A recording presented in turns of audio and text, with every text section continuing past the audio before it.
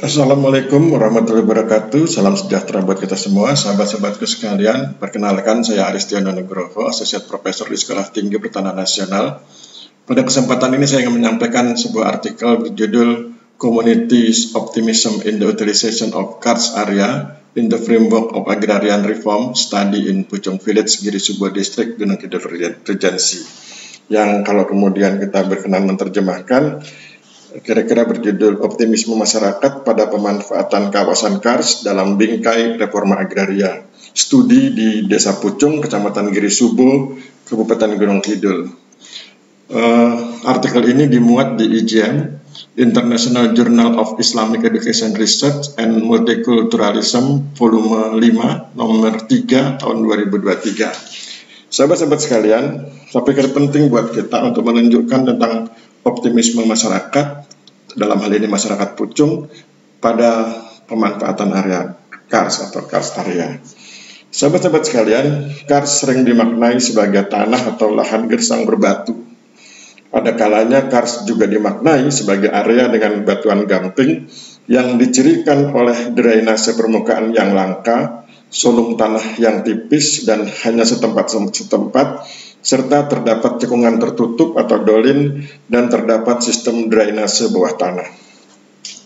Oleh karena kondisi alaminya yang seperti itu, maka wilayah Pawansari, wilayah Kelurahan Pucung dan sekitarnya, dipandang sebagai wilayah yang bermasalah secara fisik atau alam, yaitu berupa lahan pertanian yang kurang subur dan rawan kekeringan. Pandangan ini tentu berbeda ketika diletakkan dalam konteks Pucung, karena masyarakat Kelurahan Pucung justru sebaliknya, mereka menganggap kawasan ini sebagai berkah dari Tuhan dan mereka bersungguh-sungguh untuk memanfaatkan kawasan ini.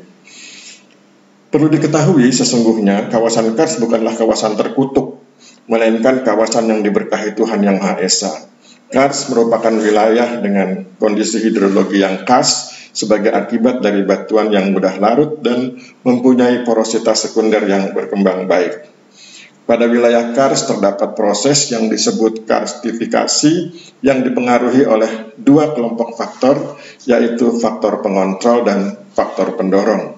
Faktor pengontrol menentukan dapat tidaknya proses karstifikasi berlangsung, sedangkan faktor pendorong menentukan kecepatan dan kesempurnaan proses karstifikasi. Hidrologi Karst tidak berfokus pada air permukaan, tetapi pada air yang tersimpan di bawah tanah atau pada sistem-sistem drainase di bawah permukaan Karst.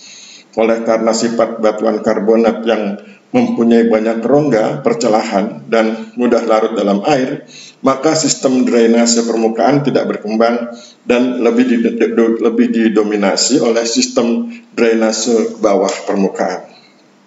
Hal inilah kemudian yang mendorong masyarakat Kelurahan Pucung berupaya agar air di bawah permukaan itu bisa dimanfaatkan dengan baik sambil memanfaatkan curah hujan.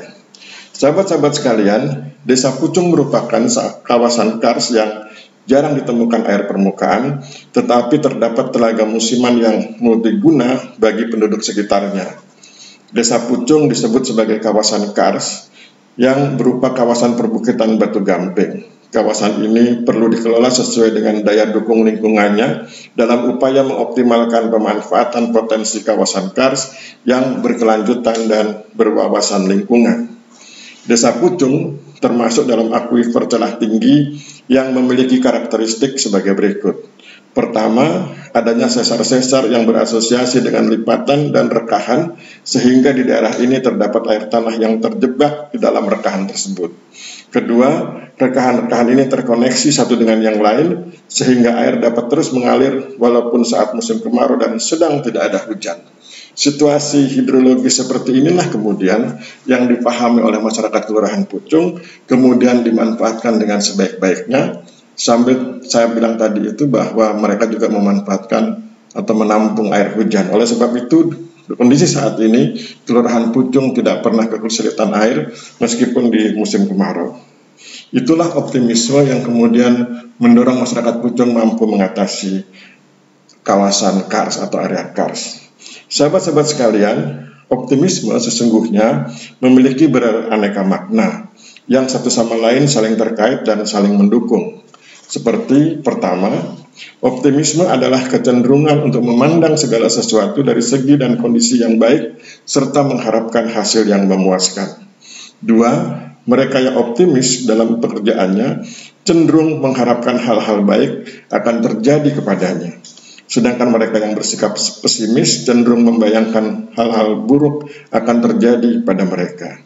Yang ketiga, optimisme berkaitan dengan mereka yang paling bisa memanfaatkan keberhasilan dan terus bergerak maju begitu segala sesuatu mulai berjalan dengan baik. Sehingga, optimisme berkaitan dengan mereka yang paling bisa memanfaatkan keberhasilan dan terus bergerak maju. Meskipun begitu, mereka tetap bersemangat agar sesuatu berjalan dengan baik. Dan mereka yang optimis mampu menghasilkan sesuatu yang lebih baik dari yang telah lalu dan berusaha untuk tetap bangkit mencoba lagi bila menghadapi kegagalan. Pada intinya, optimisme berkaitan dengan kesemangatan. Sahabat-sahabatku sekalian, poin yang keempat, optimisme adalah suatu harapan yang ada pada mereka tentang segala sesuatu yang akan berjalan menuju ke arah kebaikan.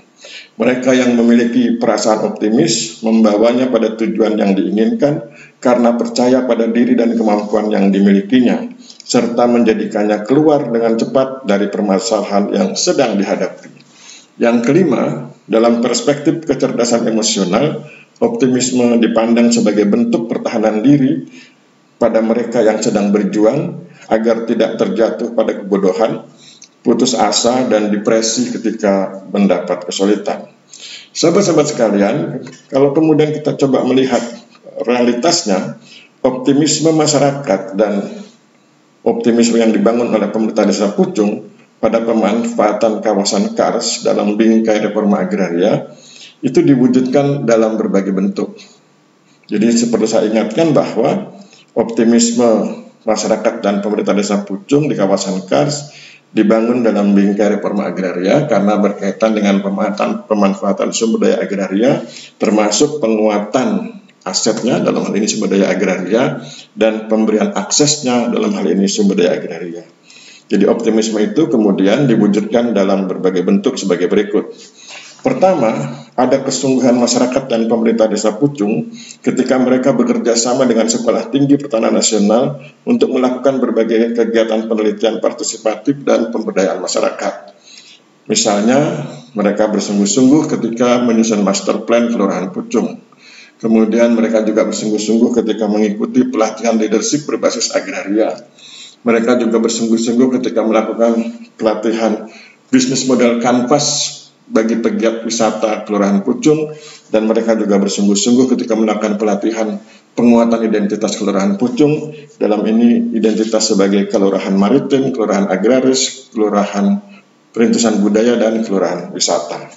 Sahabat-sahabat sekalian, yang poin berikutnya adalah, atau poin kedua, nampak adanya kesungguhan masyarakat dan pemerintah Desa Pucung ketika bekerja keras mengembangkan pertanian, peternakan, usaha kecil, dan pariwisata.